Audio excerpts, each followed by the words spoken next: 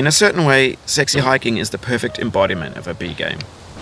It's built almost entirely out of found and recycled parts, and it's one of the most unusual and unfriendly games of its time. In it, your task is simply to drag yourself up a mountain with a hammer. And that act of climbing, in the digital world or in real life, has certain essential properties that give the game its flavor. No amount of forward progress is guaranteed.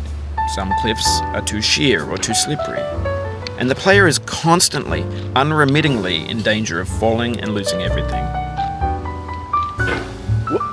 Anyway, when you start Sexy Hiking, you're standing next to this dead tree that blocks the way to the entire rest of the game.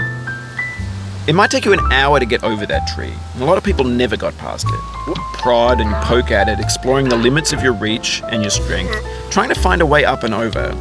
And there's a sense of truth in that lack of compromise. Most obstacles in video game worlds are fake. You can be completely confident in your ability to get through them once you have the correct method or the correct equipment or just by spending enough time. In that sense, every pixelated obstacle in Sexy Hiking is real.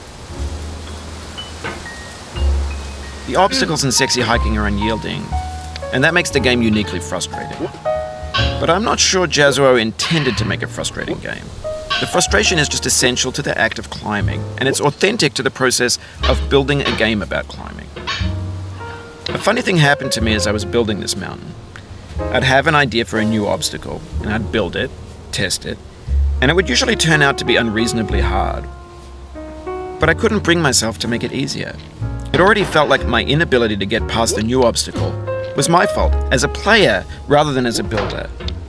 Imaginary mountains build themselves from our efforts to climb them, and it's our repeated attempts to reach the summit that turns those mountains into something real.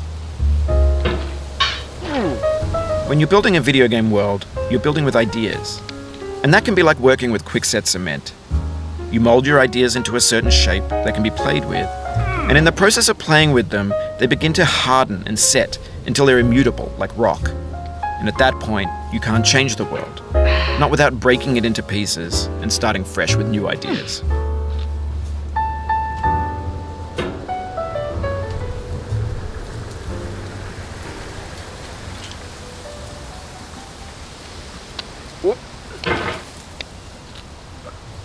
Oh, you just lost a lot of progress.